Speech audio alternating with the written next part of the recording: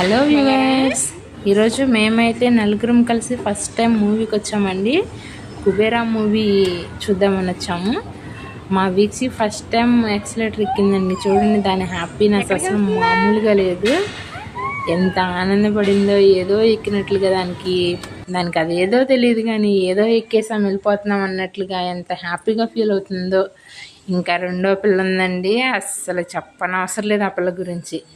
వెళ్ళినాక దించాము, ఇంకా ఆగింది అనుకున్నారా, మా దగ్గర ఎక్కడే రాలేదు ఆ పిల్ల. అసలు తిరిగింది పిలుస్తున్నా కూడా నన్ను కాదులే అన్నట్లుగా.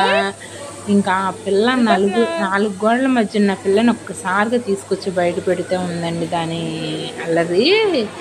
ఎందుకులే అసలు మామూలుగా లేదు, చిచ్చరపిడిగా అరుచుకుంది, కేకలేసుకుంది, పరిగెత్తుకుంది. అసలు ఎందుకులే ఏం అల్లరి చేసిందో. కానీ దాని ఆనందం చూసి నేనైతే చాలా హ్యాపీగా ఫీల్ అయ్యానండి.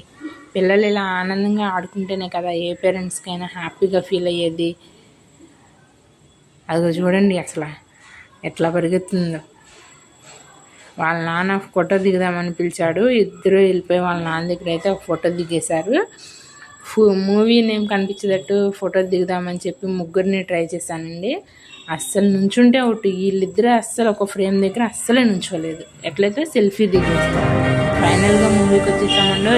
పడింది చూడండి, టైటిల్ పడుతుంది. శేఖర్ కమ్ముల, అది 25 years అవుతుందంటండి స్టోరీ పెళ్ళి. ఫైనల్లీ కుబేరా మూవీకి వచ్చేసాము. దీని మీద కుబేరా మూవీ టైటిల్ అయితే వేసేసారు. మేము ఎంతో అనుకుని ఊహించుకుని వెళ్ళాము. మ్యాటర్ అయితే ఉందేమో కానండి, సినిమా అయితే మరి నచ్చిందో నచ్చలేదో జనాలకైతే తెలియదు. కానీ నాకైతే కొంచెం యావరేజ్ అన్నట్లుగా అనిపించింది. అంత హిట్ ఏం అనిపించలేదు. నాగార్జున గారు ఫస్ట్ ఎంట్రీ జైల్లో ఇచ్చారు. అలాగే మన ధనుష్ అందరికీ చాలా ఇంపార్టెంట్. అసలు ఎంత ఫేమస్ అయిన ధనుష్ పిచ్చిగాడి రూపంలో ఉన్నాడండి ఈ సినిమాలో.